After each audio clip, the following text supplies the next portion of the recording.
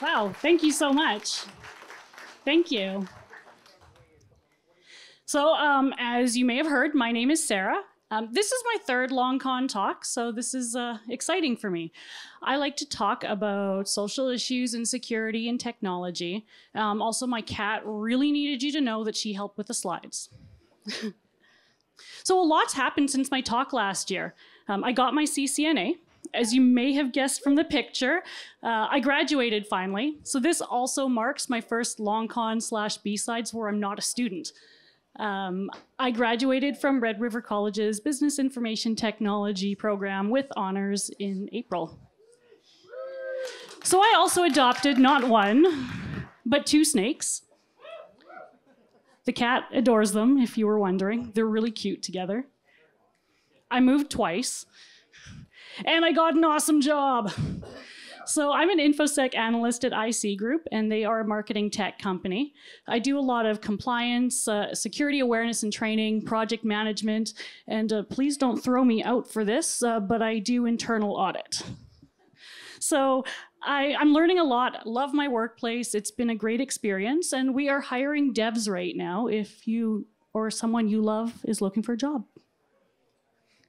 As much as I love my job, I don't really enjoy the long bus commute. It is 90 minutes each way on a good day. Most of the time, it's actually 2 hours. But all these changes in my life mean that I now have free parking at work and at home. So decided it was time to get my license and buy a car.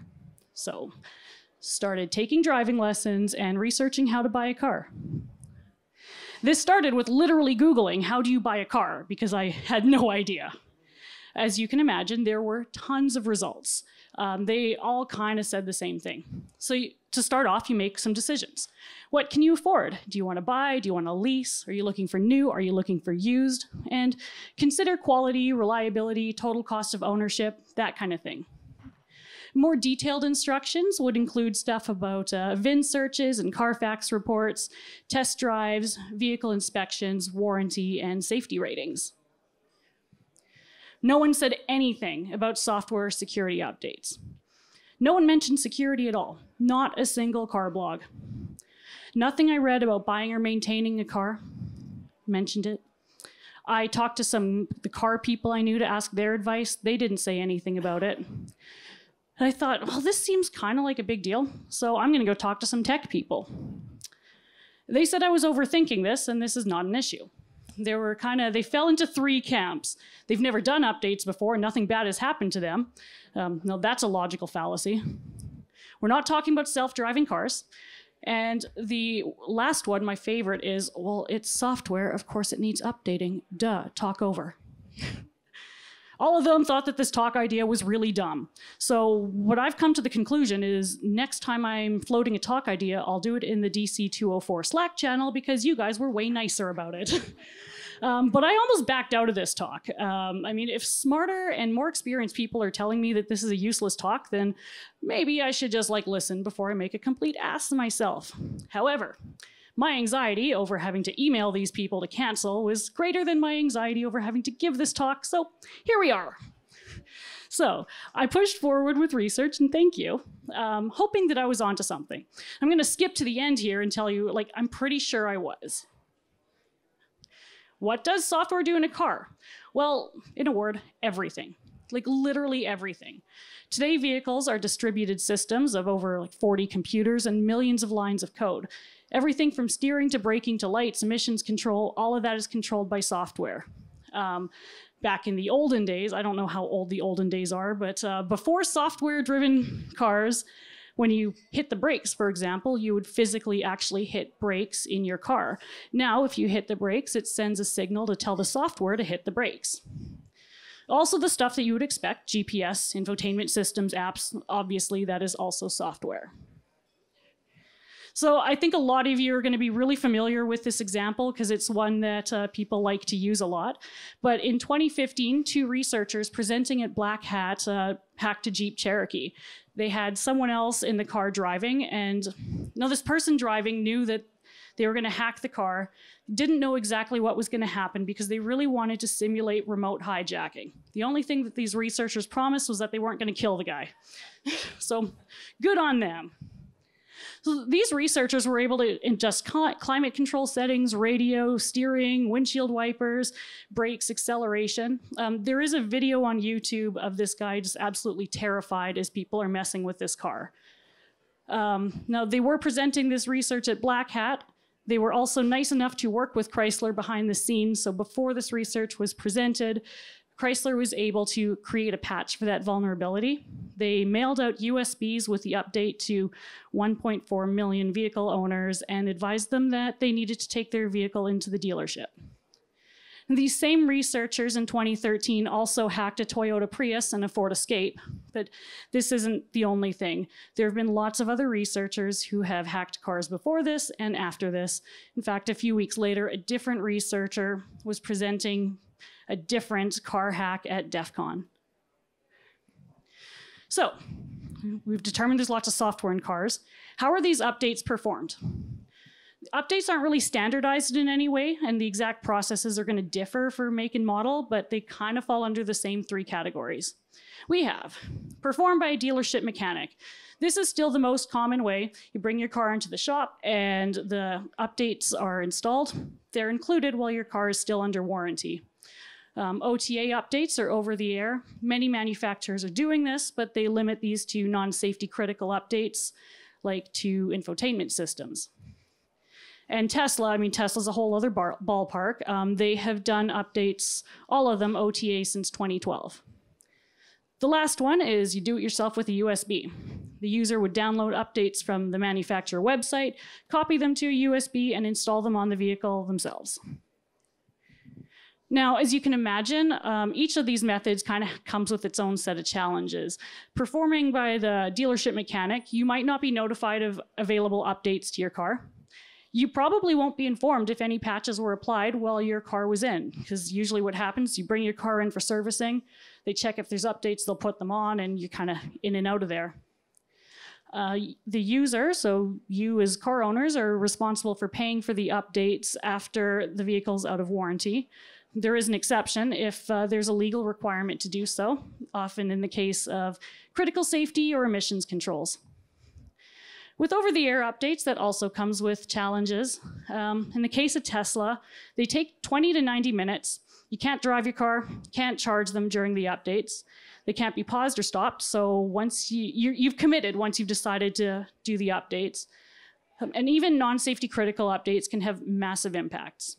And doing it yourself with a USB, that can be complicated to the average user, and there is the potential to brick your car. Power supply remains an issue, so if you are in the middle of an update and you run out of power, you could wipe the module completely, and usually that means that the entire thing needs to be replaced. So in February of 2018, Sirius XM deployed an OTA update to certain Chrysler Uconnect systems. I think we can all agree that as fun as the radio is, it's not critical to car function. However, this update caused the infotainment system screen to reboot every 45 seconds. Not only was that super annoying, but drivers also lost access to things like climate control, rear view cameras, voice assistants, user settings, the SOS feature. These users also had a hard time getting service or support for this. They'd call Chrysler, who told them to call Uconnect, who told them to call Sirius, and they were getting the runaround. So this went a while before it was fixed. As a result of this update gone horribly wrong, a class action lawsuit was filed against Chrysler in September of this year. So OTA updates obviously have some advantages and some disadvantages. This would save time for money and for the user and the manufacturer. Don't have to bring your car in, sweet. Higher percentage of patches being applied because it takes less effort to do so. And it's easier to support out of warranty vehicles. The disadvantages, because more people are applying the patches, when things go wrong, it goes very wrong. Yeah. There's a need for improved networking capabilities in vehicles, and it opens the door to more vulnerabilities because stuff's on the internet. So, despite these very real and scary drawbacks, OTA updates are probably the best option we have available, and even if they're not, this is the direction manufacturers are headed in. Ford, GM, and Toyota have all said that their 2020 models will have all of their updates delivered OTA. I did not go on the website and research all of their models for this year to see if that happened. This is just what they have said. So, do I need to worry about security updates for my car? Well, I'm not going to tell you how to live your life. You can worry about what you worry about, but I know I'm concerned about security updates for cars. Dashboard. I know that's not the kind of dashboard he meant, but I went with that. So, what about extended support for cars? Because everything's computerized, these parts are a lot more complex than they ever used to be. Because this is software, we're now dealing with licensing, and licensing protections means that there are fewer third-party manufacturers for parts. This means that parts are more expensive, because you have to buy the manufacturer part. Also, manufacturers don't have the ability to maintain all of the software. So for any given year, every make and model will have a slightly different variation of software. The average lifespan of a car on the road these days is 11 years, and well, not all of that software is being maintained. It's just not. So there are definitely a lot of cars on the road that have outdated software with no available patches. And these older vehicles might not meet the current emissions or safety standards. Now you think, okay, I'm smart. I know my way around a computer. I know my way around some software. I'll just fix that shit myself. Well, you can. Again, I'm not going to tell you how to live your life, but you'll void your warranty and you will violate DMCA. Think I'm kidding? Well, in December of 2014, California farmers wanting to maintain their own equipment fought the Copyright Bureau. Farmers, like any other drivers, have no right to access or modify the source code on their machines. They can't change their engine settings. They basically can't fix their farm equipment without going to their licensed John Deere dealer. Now, if you know any farmers, you'll know that during harvest season, these people are busy. So they are going to fix their tractors and combines and they are going to get back to chorin'. Like, they don't have time to wait a few days till their John Deere mechanic is available. So they fought the Copyright Bureau saying they should have the right to fix their own equipment. Now, John Deere came back with the argument that farmers receive an implied license for the life of the vehicle to operate the vehicle. That is what their license says. In 2018, so last year, the Copyright Office ruled in favor of John Deere. So that's going to have some huge implications going forward with software ownership, especially in IoT devices and vehicles.